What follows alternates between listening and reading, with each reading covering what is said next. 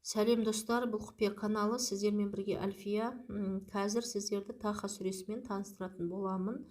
Таха сүресі Құранда 20-шы сүре болып жазылған. Егер де кім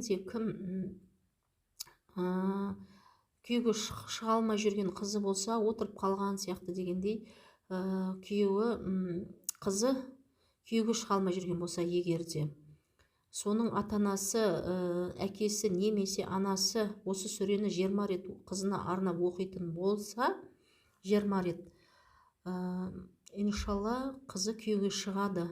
Міндетті түрде жақсы күйеу жігіт кездесіп, күйеуге шығады.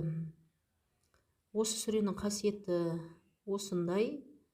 Егерде қателеріңізге жараса, лайк басуды ұмытып кетпеңіздер. Сәттілік достар. Бұны бірақ 20 рет оқу керек міндетті түрде. 20 рет тек қана бір кезде оқыса болды. 20 рет. Күнде оқымаймыз бұны. Соны айтқым келді. Сәттілік.